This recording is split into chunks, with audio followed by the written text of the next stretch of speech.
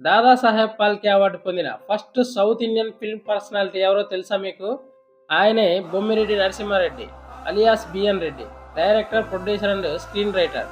B N Reddy గారి డైరెక్షన్లో NT Ramarao గారు అండ్ భానుమతి గారితో తీసిన మల్లీశ్వరి సినిమా కల్ట్ క్లాసిక్ సినిమాగా చరిత్రలో నిలిచిపోయింది. బిఎన్ రెడ్డి గారు నవంబర్ 16, 1908న కడప జిల్లా పులివెందుల తాలూకా కొత్తపల్లి గ్రామంలో ఒక రైతు కుటుంబంలో జన్మించారు. బిఎన్ రెడ్డి గారు డైరెక్టర్గా debut film Vande Mataram 1939లో release అయింది. నిరుద్యోగ, వరకట్న సమస్యలను అద్భుతంగా చిత్రీకరించడమే కాక వాటికి చక్కటి పరిష్కారాన్ని చూపాడు. ఆ తర్వాత సుమంగ్లీ సినిమా తీశాడు. ఆ తర్వాత వివాహానికి ముందు లైంగిక సంబంధాలు, పెళ్లి కాని తల్లులు ఎదుర్కొనే సమస్యల నేపథ్యంలో 1941లో తీసిన దేవత సినిమా సౌత్ ఇండియా మొత్తం సంచలనం సృష్టించింది. బిఎన్ రెడ్డి గారు కో-ఫౌండర్గా వాహిని పిక్చర్స్ స్థాపించి ప్రొడ్యూసర్గా సినిమాలు నిర్మించారు. బిఎన్ రెడ్డి గారు దాదాసాహెబ్ ఫాల్కే అవార్డు పొందిన ఫస్ట్ సౌత్ ఇండియన్. ఆ తర్వాత పద్మభూషణ్ అవార్డు కూడా పొందారు. బిఎన్ రెడ్డి గారు 8 నవంబర్ 1977లో మరణించారు.